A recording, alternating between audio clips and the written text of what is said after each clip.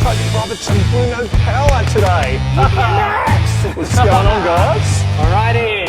So you got the little tester that you set up here, Toby and Bruno. So basically it's a bit of a mess, but this is basically the wiring harness out of a Suron bike. That's what you have inside your bike. It looks It looks a bit rough here. Yeah, it looks. That's what you got inside.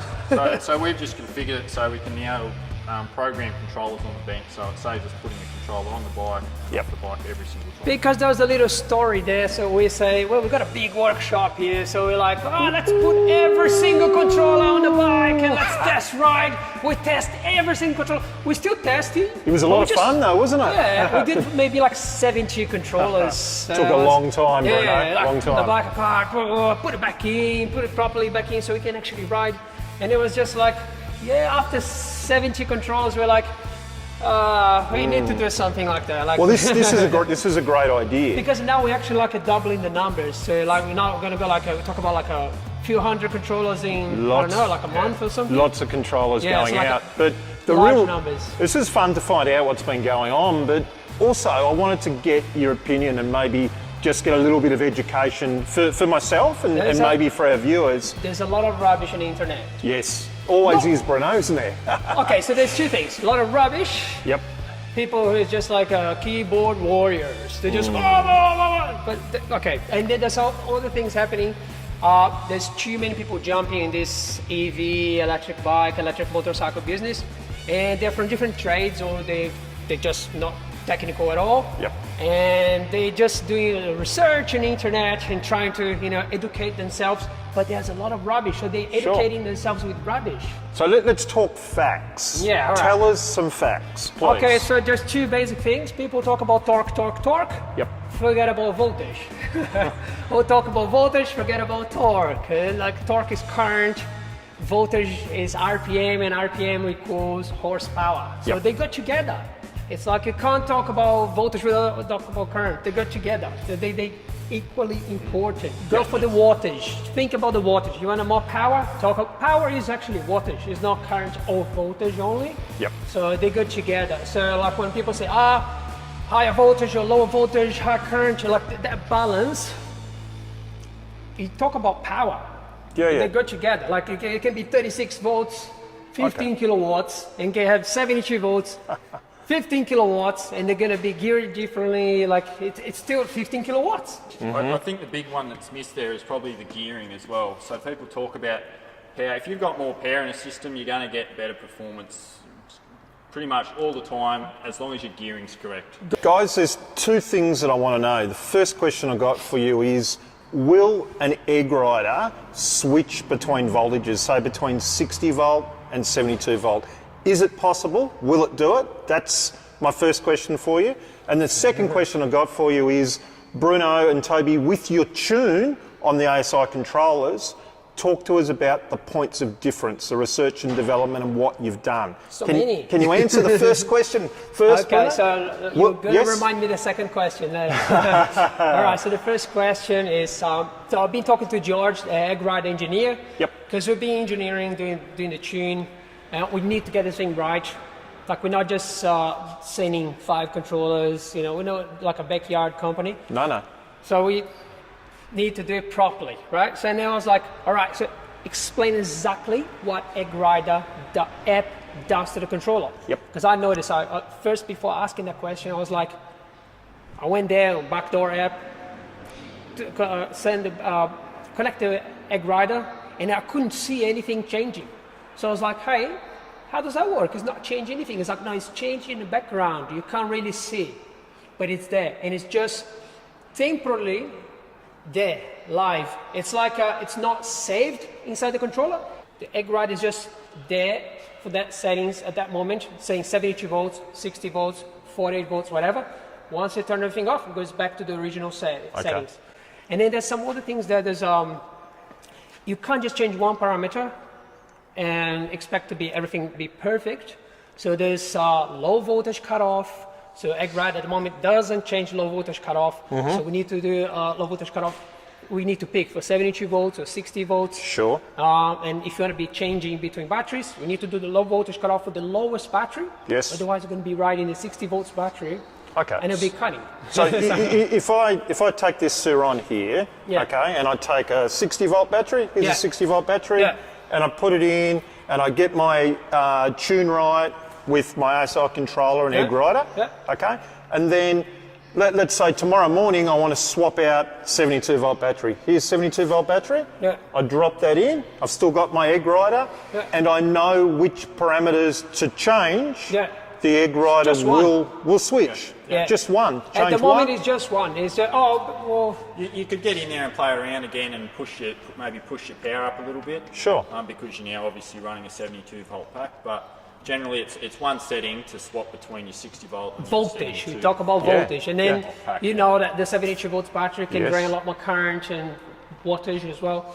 So, and ideally, you'd have choose two different settings. You go like, all right, for the original Suron battery bypass, you're gonna be drawing 7,000, 8,000 watts, whatever. Yep. 72 volts, you can push to 12, 15 Okay. kilowatts. So you change few parameters. Yep. Some people think it's just one number, magic number. Yep. We're working on an app. We're working on this.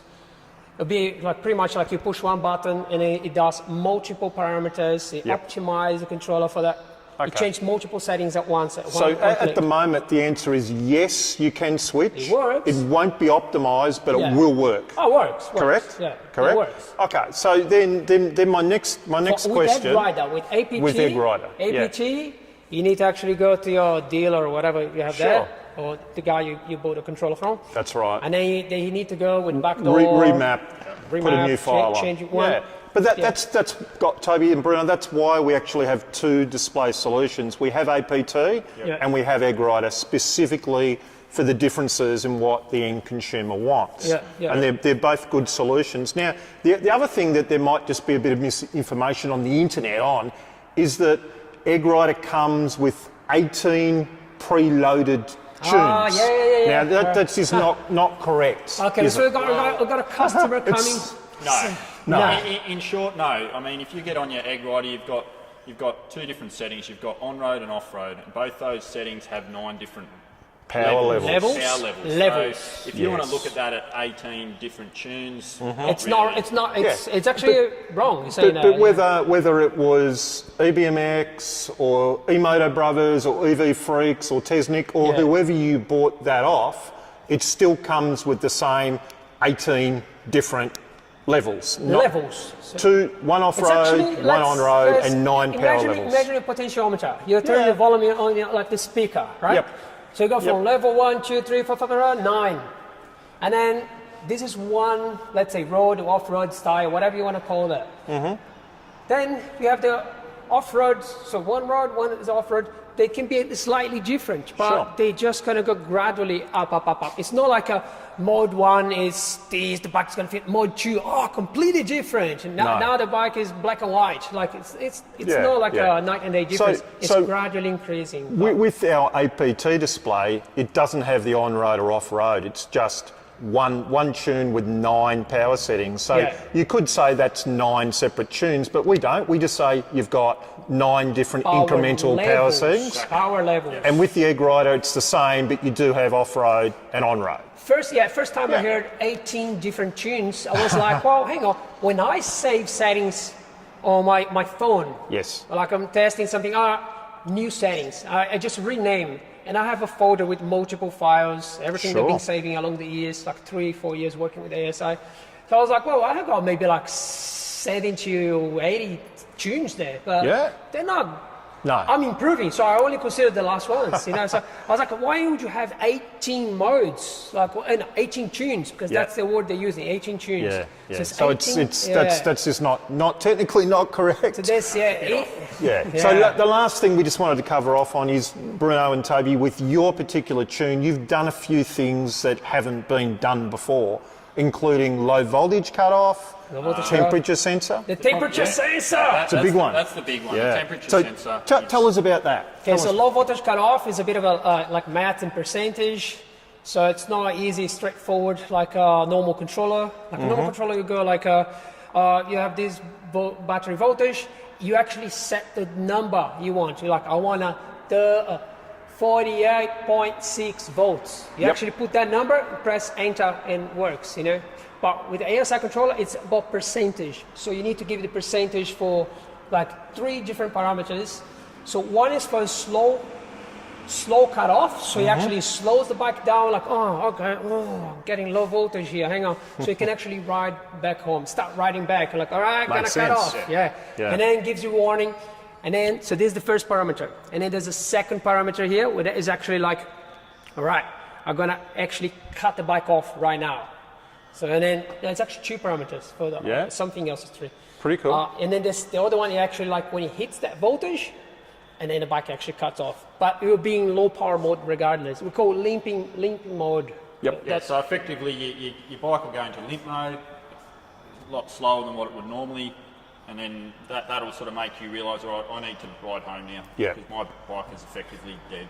Yeah, die. It's like it's just a few percent left in the battery. Yeah. And yeah, time to go home. So, and the last one was a temperature sensor. Temperature sensor. All right, so temperature sensor is a bit of a drama. The 2 very popular temperature sensors. So QS use KTY83 thermocouple temperature sensor inside the motors, and Suron use KTY84. And so you go, you get the data sheet on DigiKey or whatever, or Philips, whatever the manufacturer is. And then you got like 6 different parameters for like 6 different KTY84 sensors. You're like, hang on, so which one? They look completely different. It was crazy. There were so many different variables. Which one would you pick? So what did you guys do to fix it? All right, first, all right, and then we're talking to ASI. I was like, that's a lot of work here, tuning this thing. Mr. Paul or Martin, do you guys have a tune for this? You're ASI. They're like, oh, yeah, we haven't got it successfully to get the tune right. And we're like, oh. So they'd never tuned it for temperature sensor either? It's tricky. It's tricky, and then now I understand why. So it took us like quite a few. It took us half a morning, effectively. We were sitting there. No, but like 4 hours. Yeah.